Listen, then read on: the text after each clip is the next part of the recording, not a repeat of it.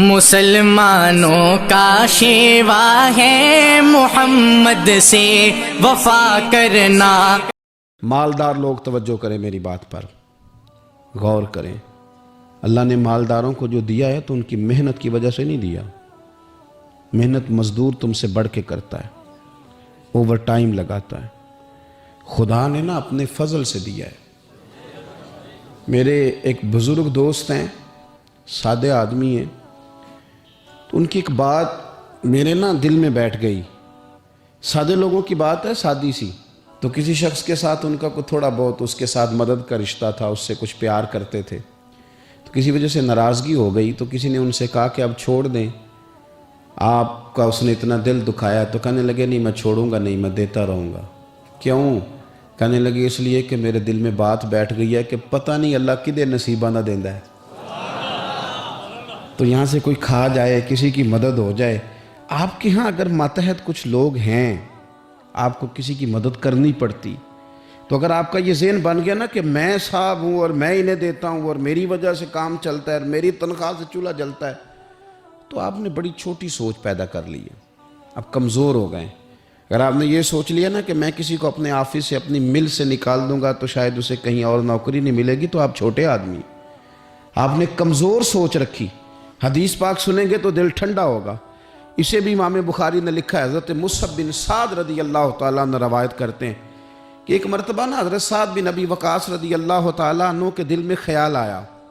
مالدار آدمی تھے نا حضرت سعد بن ابی وقاص، اور بڑے جرنیل تھے، تو دل میں خیال آیا کہ دیکھو نا اللہ تعالیٰ نے ہمیں غریبوں پر فضیلت دے دی ہے مال و دولت کی وجہ سے۔ خیال آ جاتا ہے نا۔ حضرت مصعب بن سعد رضی اللہ تعالیٰ عنہ فرماتے ہیں ان کے دل میں خیال آیا، دل میں خیال آیا کہ دیکھو اللہ نے پھر ہمیں فضیلت والا بنایا، تو اسی لیے اللہ نے ہمیں پیسے دیے نا، اللہ نے ہمیں کچھ بنایا ہے تو پھر ہی اللہ نے دولت زیادہ دی ہے نا۔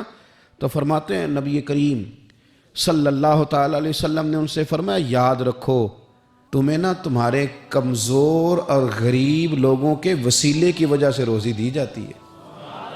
امیروں تمہیں جو نوازا جاتا ہے نا تو یہ غریبوں کے صدقے، ضعیفوں کے صدقے، کمزوروں کے صدقے، یہ ان غریبوں کے صدقے تمہیں نوازا جاتا ہے، اور پھر تمہارے ذمے لگایا جاتا ہے کہ تم نے زکوٰۃ دینی ہے، تم نے صدقات دینے ہیں، تم نے ان پر خرچ کرنا ہے، تمہیں ان کے صدقے مل رہا ہے، ان کے صدقے۔ ایک سوچ یہ ہے کہ اللہ نے مجھے مال دیا ہے تو کسی وجہ سے دیا ہے، اور ایک سوچ یہ ہے کہ میری فیکٹری میں پتہ نہیں کون سا غریب لوگ ہے جس کی وجہ سے فیکٹری چل رہی ہے۔ ایک سوچ یہ ہے کہ پتہ نہیں میرے آفس میں کون سا ایسا شخص ہے جس کی وجہ سے نظام چل رہا ہے، اور ایک سوچ یہ ہے کہ میں جاگیردار ہوں تو پتہ نہیں کون سا کسان ہے جو میرے پاس کام کرتا ہے تو اس کی وجہ سے اللہ مجھے بھی روزی دیتا ہے۔ اگر یہ ذہن بن جائے، دیکھیں نا یہ کاریگر ہے اور یہ اچھا نظام چلانے والا ہے، ایڈمنسٹریٹر بہت اچھا ہے، مینیجر بڑا اچھا ہے، یہ نکل گیا تو خرابی ہوگی۔